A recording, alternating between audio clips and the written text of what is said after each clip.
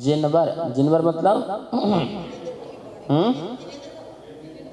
और जिन मतलब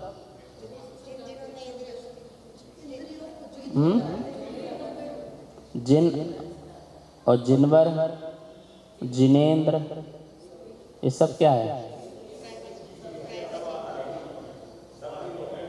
सब एक ही हैं।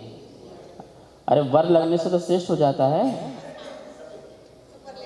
और जिन में इंद्र लगने से वो जिन जिन का स्वामी हो जाता है, और ओनली जिन बोलने से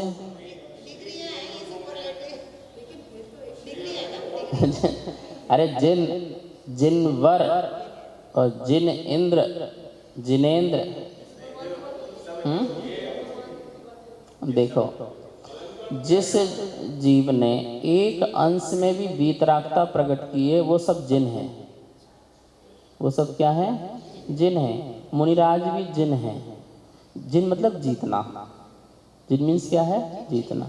जिन्होंने इंद्रिय के विषयों को जीता, मतलब इंद्रियों में साम दृष्टि रखी, सम दृष्टि रखी, वो कौन है? जिन है। तो एक अंश वाला भी क्या हुआ? वो भी जिन हुआ।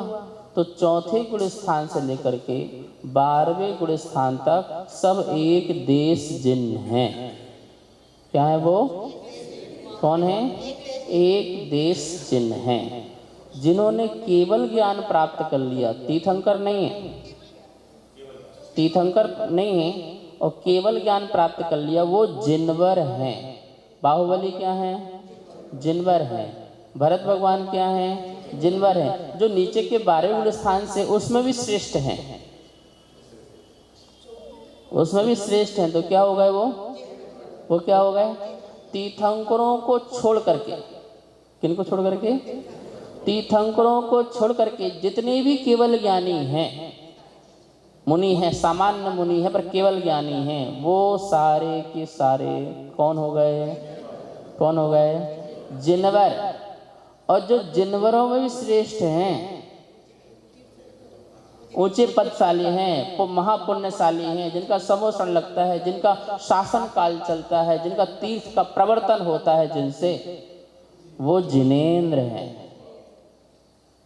कौन है वो? इसलिए जय जिनेंद्र। क्या बोलते हैं? हम जिनेंद्र के शासन काल में, जिनवर के शासन काल में नहीं है, जिनके शासन काल में नहीं है। किनके शासन काल में है? जिनेंद्र भगवान। इसलिए जय जिनेंद्र बोलते हैं हम लोग।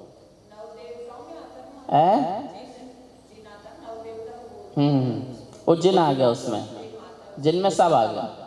ठीक है ना? जिन धर्म, जिन आगम, जिन चैत्य, जिन चैत्यालय, और फिर अरहंत, सिद्ध, आचार, उपाध्याय, साधु। ठीक है ना? तो ये बात समझ के रखो आप लोग। छोटी मोटी चीज़ें हैं। हमें जिनेंद्र भगवान को भी कहीं कहीं जिन कह देते हैं कि जिन के दर्शन करके आओ, जिन वाणी। ठीक ना? जिनेंद्र वाणी है वैसे तो, ठीक है ना? लेकिन शॉर्ट में जिन्होंने पूर्ण इंद्रियों को जीत लिया वो भी जिन हो गए। जिनने एक देश को जीता वो भी जिन हो गए। लेकिन वस्तुतः यदि समझ में चाहें तो चौथे गुण स्थान जहाँ संबद्ध दर्शन प्रकट हो गया है, और 12वें गुण स्थान में जहाँ समस्त मोह का अभाव हो गया है, वो सभी एक देश जिन हैं। अंश अंश में बढ़ते बढ़ते पूर्ण विजय की प्राप्ति हो गई। लेकिन अभी केवल ज्ञान पूरा प्रकट नहीं हुआ है, और जिस सामान्य मुनि को केवल ज्ञान प्रकट हो जाए वो जिनमें भी श्रेष्ठ हैं। तो वो सारे के सारे कैसे हैं? जिनवर हैं। और केवल ज्ञानी भी समोशरण में बैठा हुआ है। किनके? तीर्थंकर के समोशरण में जिसको केवल ज्ञान प्राप्त है वो भी वहां बैठा हुआ है। अब ये तो उसकी वाणी नहीं कर रही, लेकिन बैठा हुआ है।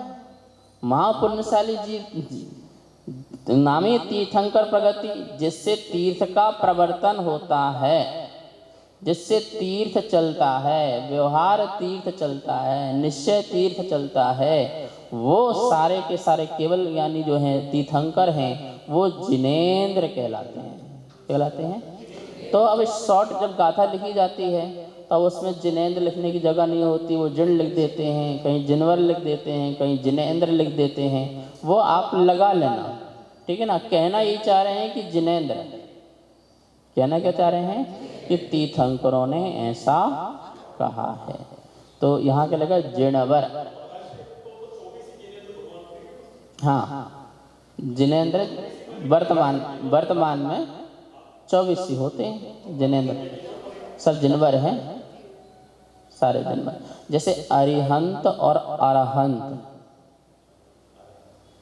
अरिहंत और अरहंत, तो जितने भी जिनवर हैं वो सब कौन हैं? अरिहंत हैं। कौन है वो? अरिहंत है।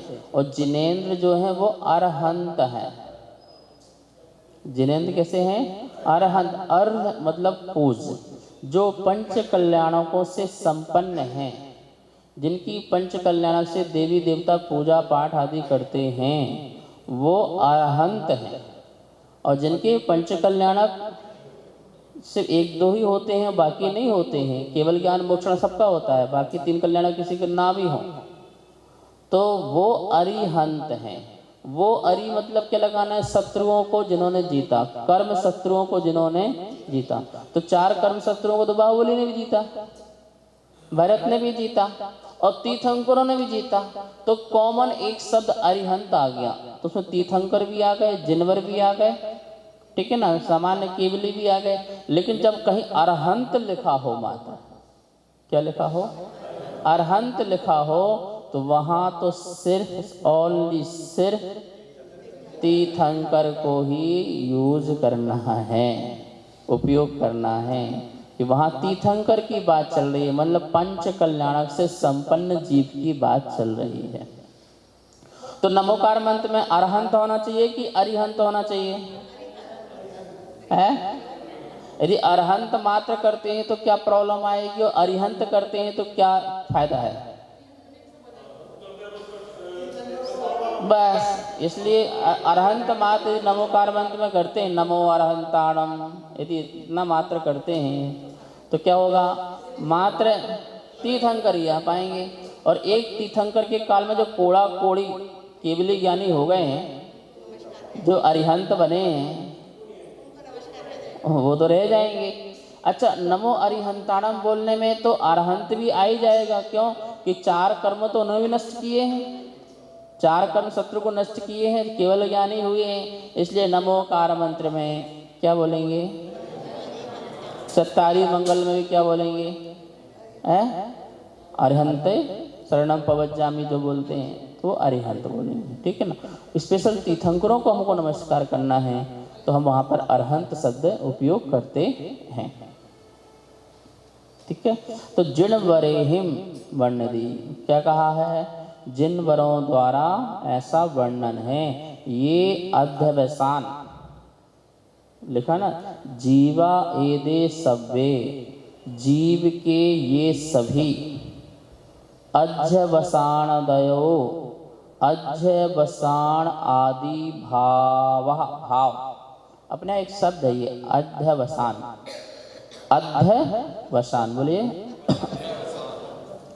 एक वर्ड में सब आ गया, जिसको आप सोच कहें, जिसको आप विचार कहें, जिसको आप चिंतन कहें, जिसको आप इच्छा कहें, राग द्वेष कहें, जिसको आप भावना कहें, जो भी जीव सोचता है, किसी को लेकर के विचारता है, जहाँ उसको परावलंबन होकर के कुछ सोचना हो, देखना हो, जानना हो, सूंघना हो, चखना हो, उसमें होने वाले जितने भी भाव हैं, वो सारे के सारे भाव कैसे हैं? अध्यवसान हैं।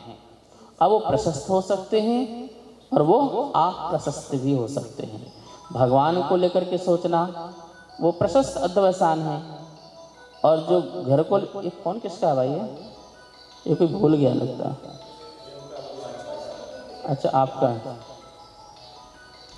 और परिवार को लेकर सोचना, परिवार को लेकर टेंशन, मंदिर बनाने की टेंशन, ये प्रशस्त अध्यवसान है। और मकान बनाने की टेंशन, गुरु को, शिष्यों को उपदेश देने का जो विचार है, और आपको अपने बच्चों को पढ़ाने का, वो लौकिक है, अलौकिक नहीं है। अलौकिक ना होने के कारण वो अप्रशस्त है। और लौकिक हो, धार्मिक पढ़ा रहे हो बच्चे को, तो वो क्या हो जाएगा? अब बच्चे को मेरी भावना पढ़ा रहे हो आप, तो वो प्रशस्त अध्यवसान है। और उसे पोयम पढ़ा रहे हो, है मछली जल की रानी है, धूल पानी हाथ लगाओ, ये अब ये पढ़ा रहे हो, तो वो सब क्या है? वो सब संसार का लौकिक पढ़ाना वो अप्रशस्त हो जाएगा। तो उसको इज इक्वल टू अध्यवसान। जो भी 5 इंद्रियों के माध्यम से देखने की चेष्टा करना, सुनने की चेष्टा करना, बोलने की चेष्टा करना, सूंघने की चेष्टा करना, छूने की चेष्टा करना, उसमें लगने वाला जो भी हमारा उपयोग है, और 5 इंद्रिय ना लगे तो मन से ही सोचना, आँख नाक कान सब बंद रख लेके मन में ही प्रसन्न हो रहे हैं, मन में ही अप्रसन्न हो रहे हैं, मन में ही शोकाकुल हैं, मन में ही भयभीत हैं, मन में ही रति है, मन में ही अरति है, मन में ही वेद परिणाम है, मन में ही हास्य है। और ये सब जो है, ये सब कौन से हैं? भाव आत्मा के ही हैं, विकार भाव, अध्यवसान। क्या बोलेंगे इसको अपन? ये सब चारित्र गुण के विकारी परिणाम। कौन से गुण के? सारे के सारे राग देश परिणाम चारित्र गुण के में डाल दो। चारित्र गुण के स्वाभाविक परिणाम नहीं। चारित्र आत्मा में अनंत गुण हैं, उसमें से एक चारित्र नाम का गुण है, और उस गुण के विकारी परिणाम हैं। क्योंकि चारित्र गुण तो आनंद गुण है, चारित्र गुण सुख गुण है। क्या है वो? सुख नाम का गुण है, और वो आनंद नाम का गुण है। और जब हम पर से कल्पना करके आनंद लेते हैं कि रसगुल्ला बहुत अच्छा लग रहा है, मकान बहुत अच्छा है, ये गाना बहुत अच्छा सुनने में आ रहा है, ऐसा करके जो परिणाम करते हैं, वो चारित्र गुण को विकार करके, क्या करके? विकृति रूप में करके उसे हम आनंद लेते हैं। तो राग द्वेष का आनंद लेते हैं। किसका लेते हैं? राग द्वेष का। वीतराग का आनंद नहीं लेते हैं। वीतराग में आनंद ही आनंद है, राग द्वेष में सांसारिक सुख है, मजा है, मस्ती है, मौज है। मजे मौज बोलते हैं, मजे मौज हो है। कैसन वाह बने बने, तो बने बने वो छत्तीसगढ़ में बोलते हैं। छत्तीसगढ़ में यदि कोई आ जाए, कैसन वाह बने बने, हाँ बने बने, ठीक ठाक है, मतलब बढ़िया है। तो वो इस चीज़ का मजे मौज मस्ती ये है, एंजॉय बोलते, ज़िंदगी का एंजॉय लो, पैसे उसका एंजॉय लो, तो उसमें ही लगे हुए हैं। ठीक है ना?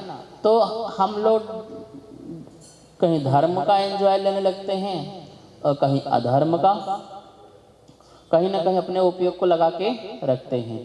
तो इन्होंने एक बात कही, जो धर्म में लगा हुआ है, जो माला कर रहा है, फिर जो जाप कर रहा है, जो अभिषेक कर रहा है, प्रभु के चरणों में लगा हुआ है, स्वाध्याय कर रहा है, तीर्थ वंदना आदि कर रहा है, फिर ये भी मेरा स्वभाव नहीं है, तो फिर तो व्यर्थ है। फिर हम क्या करें? ये भी न करें, और वो तो कर ही रहे हैं अनादि से, क्योंकि वो भी मेरा नहीं है। तो मेरा पाप भी मेरा नहीं है, पुण्य परिणाम भी मेरा नहीं है, दोनों ही मेरे नहीं है, तो खूब करते रहो। तो बोले नहीं, व्यवहारस्य दंसनम उपदेशो, ये व्यवहार से तुम्हारे ही परिणाम हैं, तुम्हारे ही भाव हैं। इससे अनेक संयोग होते हैं, कर्म बंध बनता है, फिर उदय आता है, फिर जन्म मरण की संतति चलती रहती है। इसलिए व्यवहार से तुम्हारे ही हैं, पर निश्चय से ये तुम्हारे स्वाभाविक परिणाम नहीं हैं।